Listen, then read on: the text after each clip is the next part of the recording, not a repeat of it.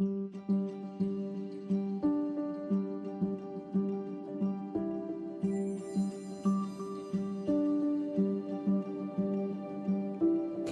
you ever experienced a God wink? You know, the kind of experience you know without a shadow of a doubt that God stepped in and gave you a big old wink from heaven. I'm your host, Cindy Spar, broadcasting from Office Evolution in Troy, Michigan. I am the founder of My Collective Network and My Christian Business Network, two amazing business networking organizations. I am a firm believer that there is power in sharing God wink stories. Think of it as a way for people to shine their light on Jesus, one wink at a time. In Matthew 5:14, it says, "You are the light of the world. A city set on a hill cannot be hidden. Nor do people light a lamp and put it under a basket, but on a stand, and it gives light to all in the house. In the same way, let your light shine before others, so that they may see your good works and give glory to your Father who is in heaven." Welcome back, everyone, to the God Wink podcast. I'm Cindy Spar, your host, and today I have the pleasure of having Anna Warner-Mays with me on the God Wink. Welcome, Anna. Thank you. Excited to be here. Thank you so much. Yes, you have such a wonderful story that you had shared with me of how God's impacted your life spiritually, physically, and also empowered you to create a movement. And such a powerful story. And so I just want to kick things off with asking Anna, tell us a little bit about you.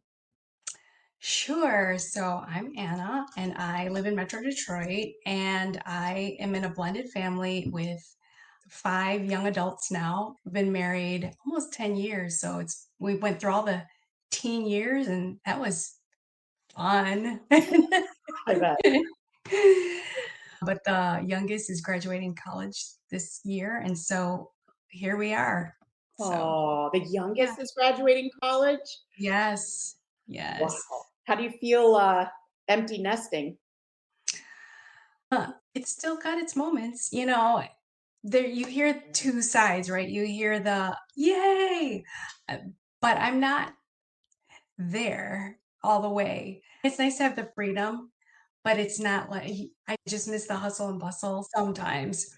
Yeah, and I think that same saying, the older, like the bigger the problems, and it's like if they because they're making life decisions and Yeah. life decisions, but it's a nice place. Everything has Um, its seasons. yeah, as it unfolds. But also, and it's part of my story, is that I have stage 4 cancer. And so it plays into all of that. My love language is time. And so it all plays into that. So there are definitely peaks and valleys of being an empty nester for me. Yeah. Did now Mhm. did you were you diagnosed with stage 4 cancer when your kids were at home? How long have you been? Yes. So I'll just start in on my story. I was first diagnosed with cancer in 2008. So I had thyroid cancer, and my 3 were 5, 7, and 10. And people always would say, "Oh, thyroid cancer, that's easy. They take out the thyroid, all good." After that, it wasn't so easy. So my prognosis wasn't great. The cancer already spread through my neck. They took out my thyroid, they closed me up, and then they hoped radiation would take care of it.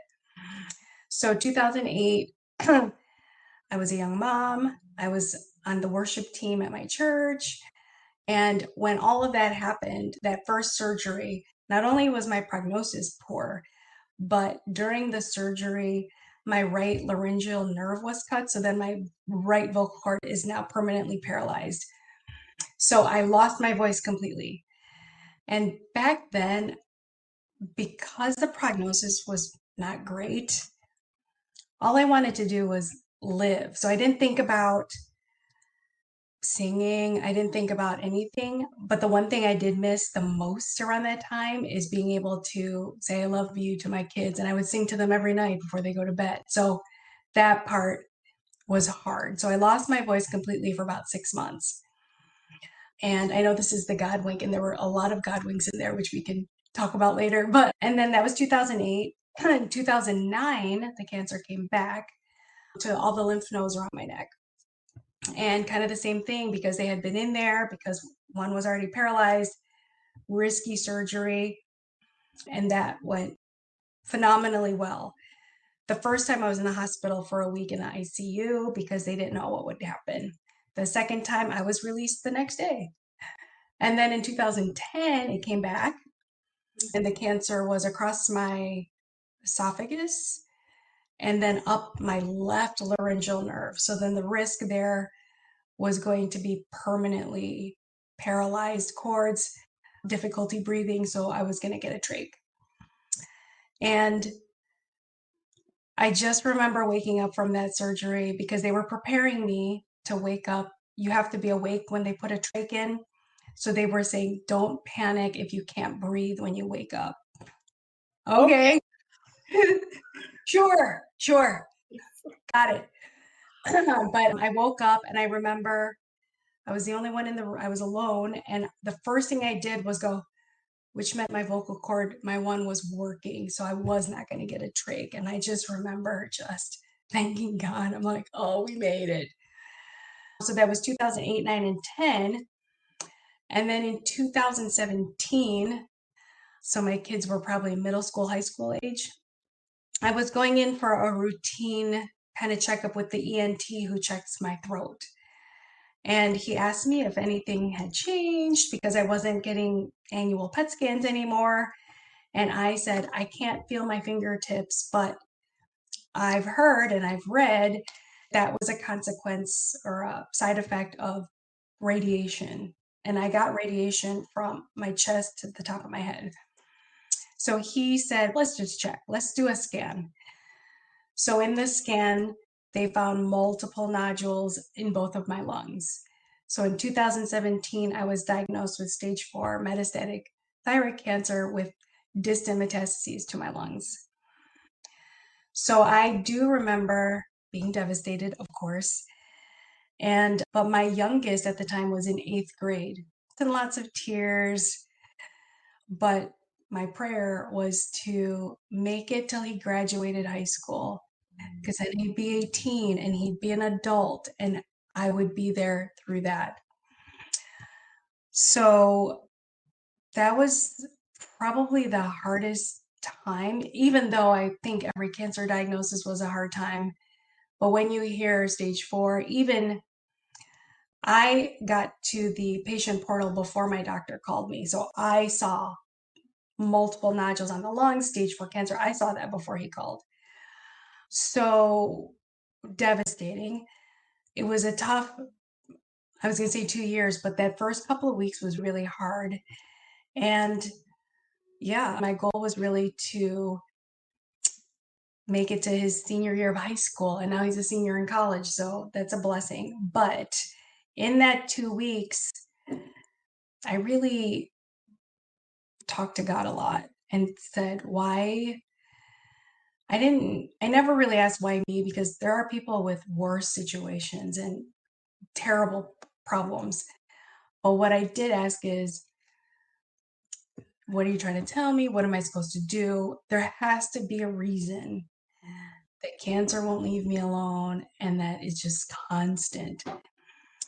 And through that, I just got the feeling that I was supposed to somehow share my story, but also the thing that throughout the journey, there were times, I think it's a lonely place to be sick because very few people truly understand and everyone wants to help. There's a lot of times you feel alone. So my mission became to help others feel less alone because I did feel alone a lot of the beginning times. And in there, between cancer 3 and 4, so 2010 and 2017, I also went through a divorce and then fortunately found an amazing man who got remarried. But there were a lot of things. And so the first cancers, it was a lonely time. So I thought, oh, I don't want others to feel alone because it's not just them. So that is when I birthed my company called The Lipstick Journey, because the 2008, 9, 10, the one thing I would always do was go to the makeup counters because one, I couldn't talk, but I was looking for lipstick colors that would tell people how I felt, how I was feeling. So I was there every week looking for the perfect shade, or I would go and those ladies would be like my therapist. They would be like, I'm like looking at the reds. They're like, why do you want red? I'm like, because I'm going to treatment. I feel pretty fierce. Or I would go and look for the nude color because I wanted to be invisible. Nobody talked to me. I'm just going to melt. And then when I was going through radiation, I remember Bobby Brown raisin because I was being fried and feeling like a raisin. So it was constant. But from that, I'm a big journal person. So I was journaling this and then I started emailing my friends because I was getting constant questions. How are you doing? And I couldn't talk. So I was emailing, and those emails went far and wide. So then from that, I started a blog, and it was called My Lipstick Journey Through Cancer. And every time I would write how I'm feeling, and at the bottom, I'd say, and that is why I'm wearing this color from this brand. And then I do a little lipstick review. I'm like, it's highly moisturizing and it's got a lot of color and it would last 5 hours. Became that. And then that following exploded. I think when I ended it, I had 25,000 followers. It just grew and grew. Were there a lot of cancer followers? Just just Wow. random people following. But then when it came to 2017, when I thought, how am I going to help people feel less alone? At first, my mind was like, I'm just going to go sit with people at cancer centers. I'm going to sit right next to them. I'm going to hold their hand. I'm going to pray for them. But then feasibility, my kids were still in middle school and high school. Is that going to happen? I'm like, when am I going to have the time? So then I thought, it's going to be with lipstick. So within 2 weeks of that diagnosis, I was on Google trying to figure out how to make lipstick from my home, how to do that. And that was time consuming. So then I started making calls to manufacturers who could get it out quick because I didn't know how much my prognosis wasn't great as well, how much time I had. So I wanted it out quick. I had colors in my head and I didn't want to have to buy a bunch and have inventory because, again, I didn't know how long I had. So I found a manufacturer who connected me with a cosmetic chemist. And so after that first month of being diagnosed stage 4, I signed a contract. I'm like, okay, let's do this. And they told me 3 months. I'd have one formula, 5 colors, 3 months, it'd be done. 18 months later. Wow. 18. The lipstick journey launched because in that finding the formula alone was because they were based out of Utah, was back and forth mailing. What about this test? No, I think it needs more moisture. Send it back. Yeah. What about this? So that went back and forth, and that took probably 6 months. And then the colors, translating the colors I had in my head into a product and having it test me, test my friends, test. I'm like, oh, I don't like how that looks. Okay, more brown. That took forever. But then I did launch, and the whole time I'm getting blood work and scans every 3 months and still not knowing. But I launched the company, and at first my idea was to give partial proceeds back to cancer organizations, and not just like American Cancer Society or Susan G. Komen, but small ones that were trying to just start out as well. So in my first 3 cancers, I was connected to Immerman Angels, and Johnny Immerman's from Detroit originally. And he started an organization like a cancer support. And they match a cancer fighter with a cancer survivor of the same cancer, and they walk with you. So I decided to give some of the proceeds to them. And then there's an organization called Fighting Pretty. Somebody sent me a box. They send boxes of goodies to cancer fighters. And then there's an organization called Twist Out Cancer. art and art therapy, art support in different forms. And I used to be a singer, so all of that came together. So those were my three. And then it evolved into pandemic, and then it evolved into buy one, give one. And my goal was to give away 2020 lipsticks because 2020 was a monster.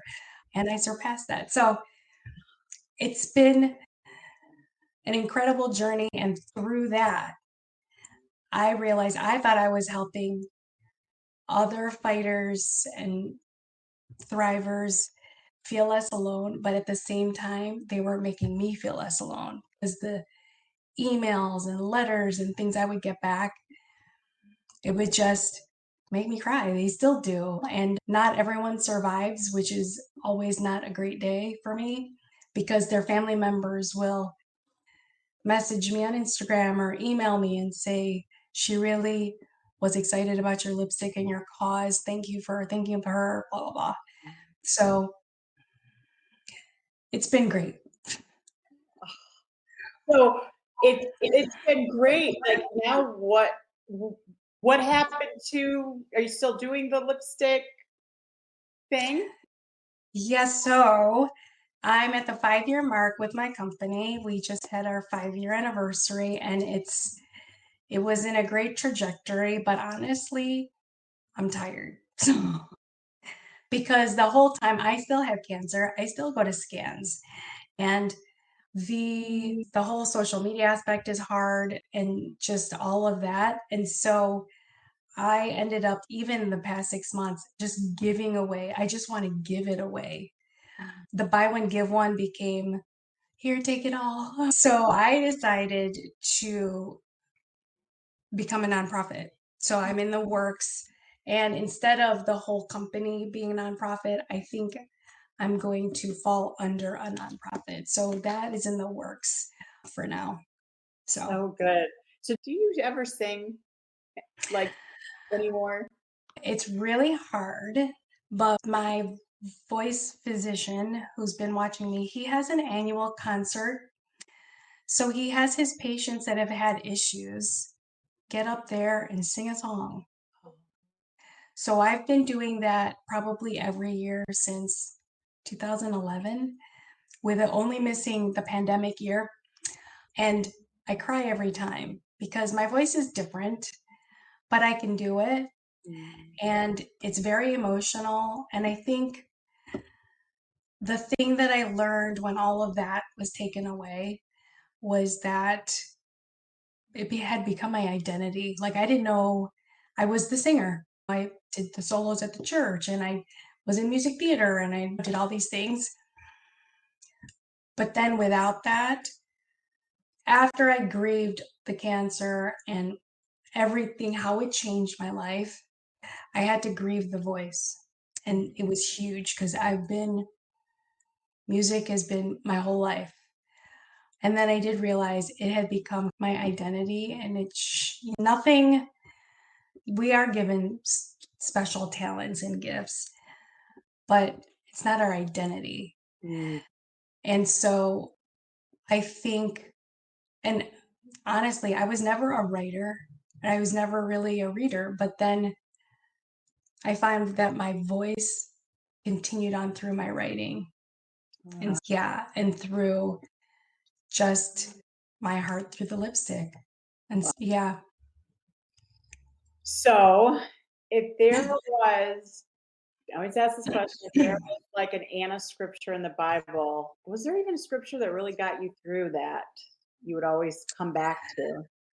I think the very first verse that I ever memorized a long time ago, and maybe it was for this purpose, right? It was the Proverbs 3:5-6, trust in the Lord with all your heart, lean not on your own understanding.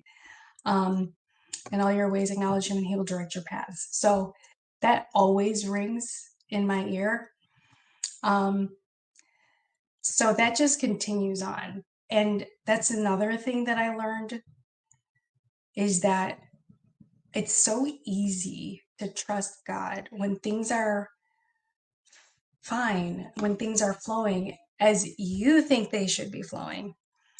Something I wrote a long time ago in one of my emails is it's so easy to trust God with your plan. But when you realize he has a different plan, you don't want to trust it. You're like, wait, that wasn't my plan. So the whole trust in the Lord with all your heart takes a different meaning when it's not going as you planned your life to go. And so it's a constant, it's not a struggle. It's just a constant being open and grateful and accepting. And I have to say, one of the first God winks that I can recall in this whole journey was right before I woke up from the first surgery. And I thought it was just like 40 minutes. They took it out and I'm just waking up. But I'll never forget it. Is before I opened my eyes, I saw a vision of me on a stage, black curtain, light on me, singing It Is Well. I'll never forget it. And I remember it was like, it is well with my soul as well. And when it finished, I opened my eyes and the nurses were right there. And they were saying, the surgery didn't go as planned. It took a lot longer. Are you okay? Blah, blah, blah. And I thought they were joking. No, you've been in surgery for 7 hours. I'm like, no. So they pointed to the clock. Wow. And I'll never forget that vision. That you would And have so, to hold on to that because yeah, what was in store? Because you said this was one of the beginning ones. The this surgery? is the first 2008 where everything was bad. Wow. And I have it up here, It Is Well with my soul, because Wow. I'll never forget it. You have to Yeah, be in tune because of what the series would end up. yeah. So I Mhm. go back to that. I go back to the verse. And I think when you have continual times of adversity, there is that whole, I'm done. If this is what it's about, I'm done. But I can't because of that. And because of all the other God winks every single day, really. Mhm. I Yeah. can't. Yeah. I can't let go of the hand that was holding me through everything. Man. It's hearing people talk about coming out of surgery because we had another Mhm. episode where she says, "Yeah, I saw the face of Jesus, Mhm. and I can't go to heaven yet." And I think I couldn't imagine being in that position. Be like, "You like negotiate here?" No.